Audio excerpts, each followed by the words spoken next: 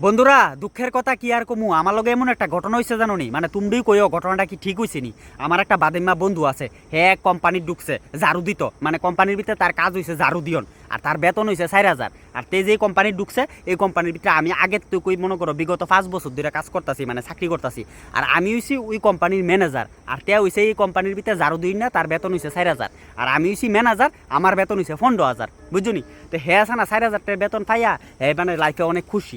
খুশিতে হালার হতে বিয়া করে লাইছে 4,000 টাকা তো বেতন পাই ওই বিয়া একটা করে লাই কারণ আগে বিয়া করে লাইলে বলে বালা তো হারামজাদায় বিয়া করে লাইছে বুঝছো নি। বিয়া করছে পরে জানো নি তার কপালও কি গইটা কি বেকাই গেছে গা না কি ড্রিল মেশিন দিয়ে ডুলা করছে বুঝছি না তার ভাগ্য জানি কেমনে খুলে আছে গা হ্যাঁ 4,000 টাকা বেতনে ঢুকছে হারামজাদা বিয়া করছে পরে তার কোম্পানির ভিতরে ভাগ্য খুলে আছে ওয়ে আছে তার বেতন 40,000 টাকা। আমি তো মানে মাথা খারাপ হয়ে আছে গা আমি কই খাইছে 40,000 টাকা বেতন করে মানে মালিক কোম্পানির যে বসে তার বেতন করে 40,000 টাকা মানে হ্যাঁ ঝাড়ু যে দে ঝাড়ুর ভিতরে হ্যাঁ হয়ে গেছে গা সিএম মানে চ্যাম্পিয়ন মাস্টার মানে ফুটকি ময়ে ঝাড়ু দেলাই তার সকল কোম্পানি সেকেন্ডের ভিতরে ঝাড়ু দেলা। তো আমি কই আচ্ছা যাক 4,000 টাকা বেতনে যদি মানে বিয়া কইরা যদি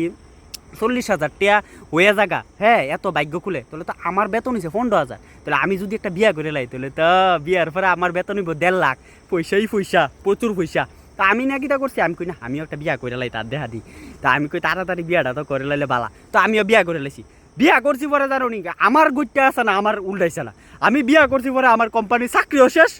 বউ জানি কালো গেছে গা।